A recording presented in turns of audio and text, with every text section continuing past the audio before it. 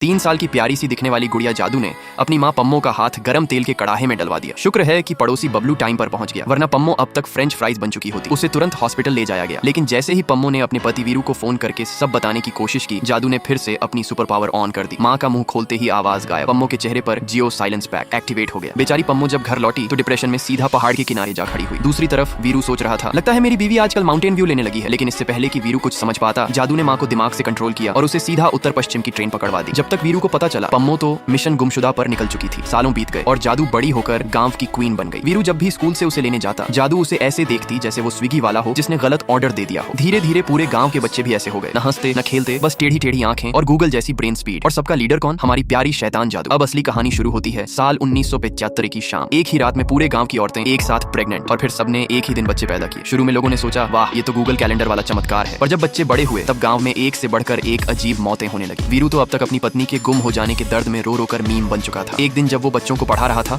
उसने देखा कि सब बच्चे किताब खुद ही खोल लेते हैं, वो भी सही पेज पर। वीरू बोला, भाई ये तो चैट जीपीटी के भी बाप है। उसी वक्त एक पागल क्लासरूम में घुस आया और बच्चों को डांटने लगा। फिर क्या, सारे बच्चे खड़े हुए, आंखों से हरी लाइट झिलमिल, और उस पागल को स्लो मोशन में टेढ़ा करके छत से गिरा दिया। ये देखकर वीरू का माथा ठनका। ये तो वही चालें हैं जो पम्मो की बेटी सीख रही थी। वो भागा भागा साइंस एक्सपर्ट डॉ मीनू के पास गया। मीनू बोली, जब बच्चे पैदा हुए थे एक डेड बच्चा भी था। मैंने उसका डीएनए टेस्ट किया और पता चला ये सारे बच्चे तो अपग्रेडेड ह्यूमन वर्जन 2.0 हैं, जिनमें इमोशन का सॉफ्टवेयर ही नहीं है। अब वीरू घर भागा और जादू को पकड़कर 2 झापड़ लगाने ही वाला था कि जादू बोली, अब्बा देर हो गई, मेरी पूरी गैंग तैयार है, हम इंसानों पर राज करने जा रहे हैं। वो सारे बच्चे गोदाम में इकट्ठा हो गए, मानो मिनी विलन क्लब की मीटिंग हो। गांव वाले भी इकट्ठा हुए उन्हें खत्म करने के लिए।